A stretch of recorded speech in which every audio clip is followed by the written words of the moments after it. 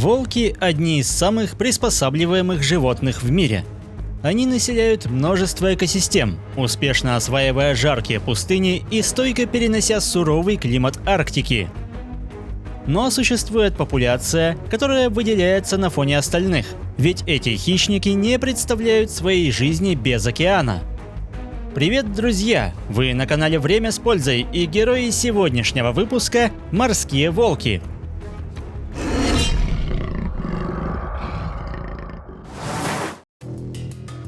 Морские волки – один из многочисленных подвидов серого волка.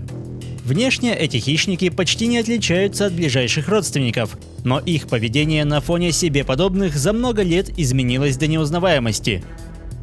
Все потому, что эти псовые оказались изолированы от других популяций, и их домом стало побережье Тихого океана в Британской Колумбии, где в укромных местах, максимально скрытых от человеческих глаз, эти удивительные хищники неустанно бродят по берегам.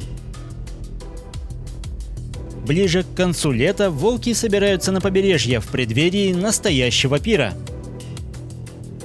Нерест лосося – знаковое событие, ведь в этот период тысячи рыб устремляются на мелководье, чтобы отложить икру в горных ручьях. Таким образом, они пытаются обеспечить безопасность потомства, но часто ценой собственной жизни. В этих условиях даже полные сил рыбины могут стать легкой добычей. Но без отточенной тактики рыбалка не бывает успешной, и в этом деле волки проявляют чудеса выдержки, расчетливость и невероятную точность при броске, что позволяет заключить в мощные челюсти самый весомый трофей. В пик сезона особо удачливые охотники умудряются выловить до 30 трофейных лососей за час, но с ними не все так просто.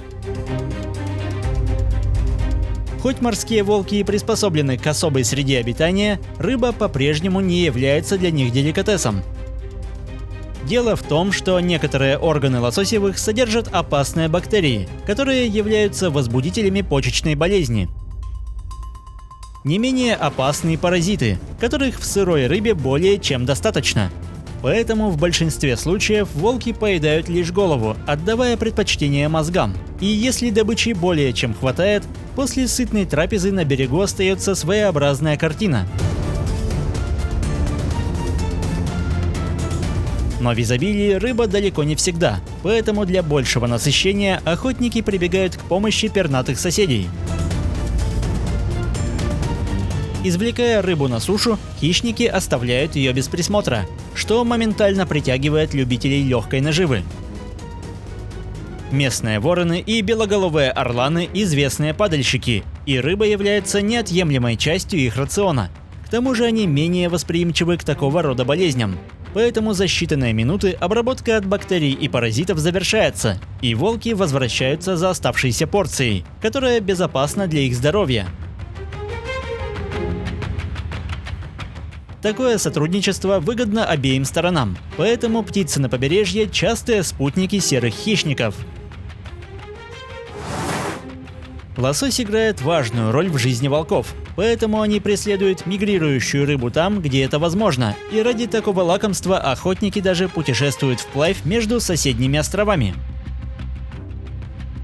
Преодолевая расстояние до 12 километров, в мастерстве плавания морские волки оставляют ближайших родственников далеко позади.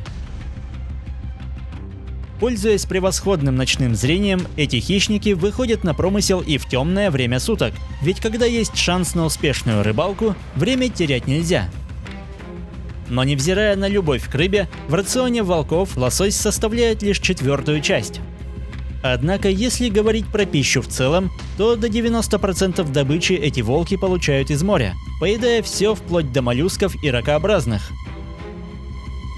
Отливы – их лучшие друзья, ведь отступающая вода обнажает множество съедобных организмов.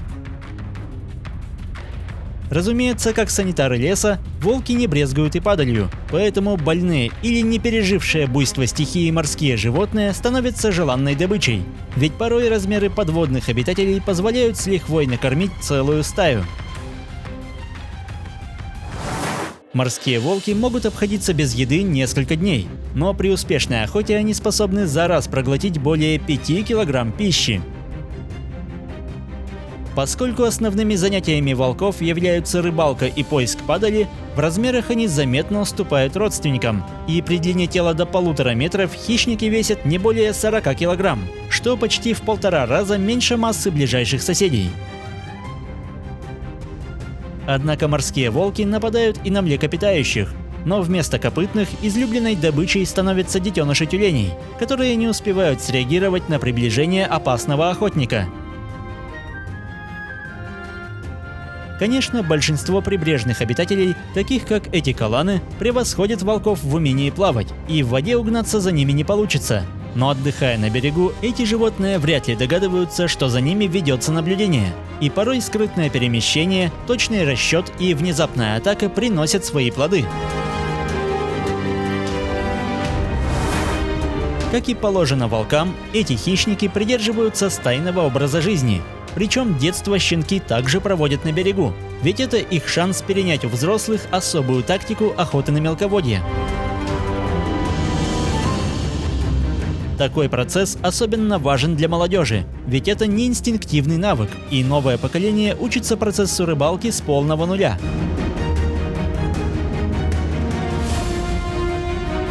Что интересно, уровень смертности среди морских волков заметно ниже, чем у материковых собратьев.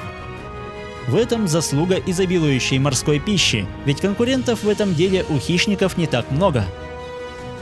К тому же у других подвидов есть все шансы получить ранения на охоте, ведь преследуемая цель может нести смертельную опасность.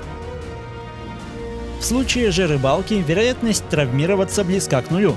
Однако острые рыбьи кости и инфекции могут подкосить здоровье прибрежного охотника, хотя в целом средняя продолжительность жизни волков около 10 лет. Конечно, соседство с человеком пагубно влияет на прибрежных хищников, к тому же на них разрешена охота. Но недавняя история с убийством волка, который много лет прожил на берегу в одиночестве, получила широкий резонанс, и теперь местные власти и активисты намерены ограничить истребление хищников.